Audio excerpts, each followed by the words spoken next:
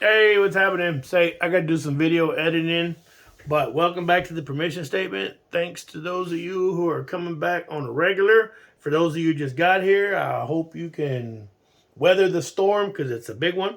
I'm gonna be painting some trees and some clouds on a little lake of water here to get to the meat and the potatoes. Well, I'm trying to give you the meat and the potatoes right now before I give you the whole, give you the whole plate.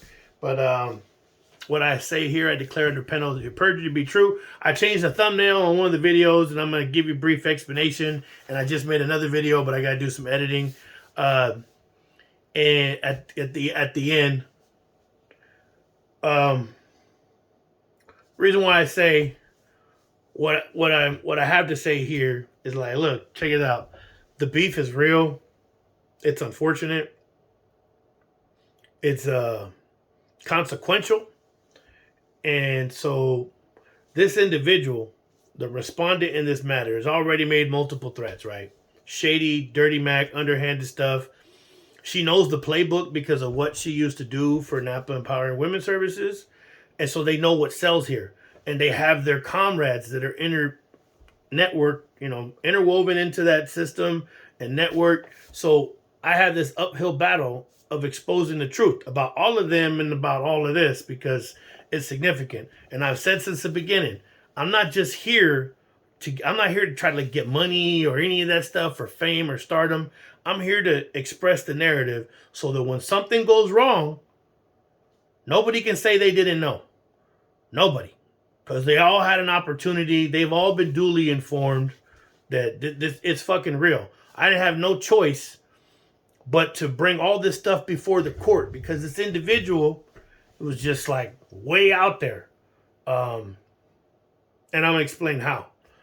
Just kept trying to walk me into these circumstances that didn't make no sense. And then after I filed for divorce, they have to start putting forward a bunch of stuff. And I find out there's this life insurance policy. I knew about one that was significant because we entered into that. Then she goes and gets these other life insurance policies, and she's trying to walk me down into places like fucking the frontera. And I'm like, And we know that she has mutual friends that are connected to the very same people that carried out these kidnappings, these murders of the people that I know. So she knows, and they happen in the very place that she's trying to drag me down into there. So imagine if you're a knucklehead, which I'm not saying I'm a knucklehead, but say I have to put into those terms. Imagine if you are, you have a rival and you meet this girl and she keeps trying to get you to go into your worst enemy's neighborhood and you have conflict specifically with somebody that's a significant person that wields power in that neighborhood, and then takes it a step further and keeps trying to take you to somewhere. Because look, here in America, look, shit happens.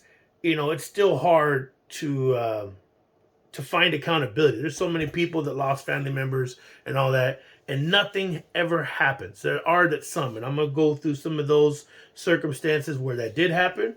But when you go into Mexico, man, it's a done deal, man. It's very rare. I know they caught the 3 or 4 guys that did that big old massacre on Memorial Day weekend down in Ensenada, but all the people that I knew that got clipped down in TJ and Rosarito and all this other shit, those are unsolved murders, and it's gonna be that way. It's gonna stay that way.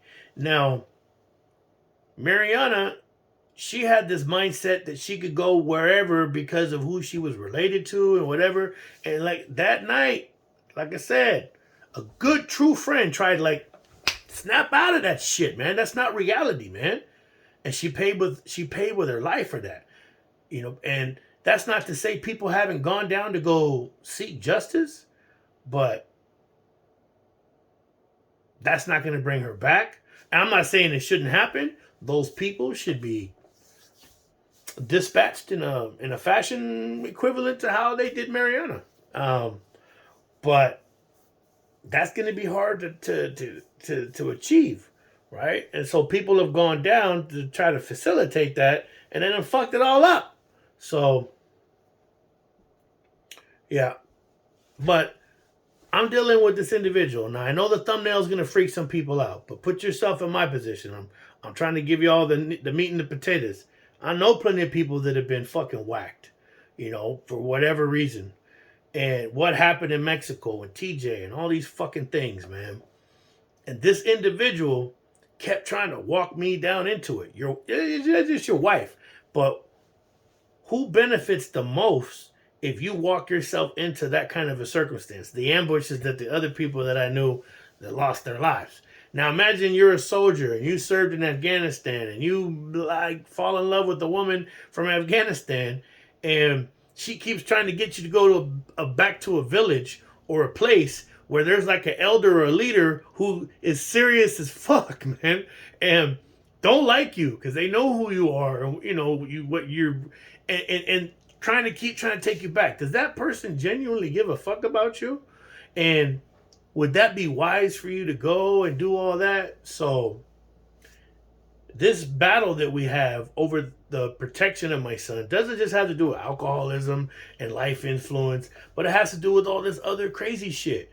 And her fucking stupid brother doing all the dumb shit that he was doing, and she didn't stand up to them by saying either you stop or you're not going to be part of my life no more. She wouldn't do that. All these people, with the mother letting the drug trap, her house turned into a drug trap, she kept taking our son there. And when we go down there to facilitate getting these people out of there, my son was seeing all of this stuff, man. But she doesn't care. All she cares about is like, oh, these people that keep making mistakes and fucking up and everything, and I got to fix their problems and everything. So they're going to hide all this behavior under the banner of empowerment.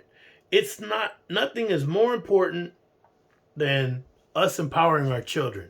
Female empowerment, male empowerment, father empowerment, mother empowerment is all second, third, last place to empowering our children. And that includes how we behave in front of them, how we act around them. So anything that could be detrimental to them, we got to work on that shit, man. And we can't let people come into the orbit that discharge funky ass behavior and say, oh, that's my brother, that's my family, that's my mother. They either got to get it right or they got to hit the road until they do. And that's our responsibility as parents, man. We can't give ourselves permission to let other people influence our child and then wait to see if our child's going to have some chaotic life cycle, and then we're desperately trying to stop that. We got to do it now, before. Preventative maintenance.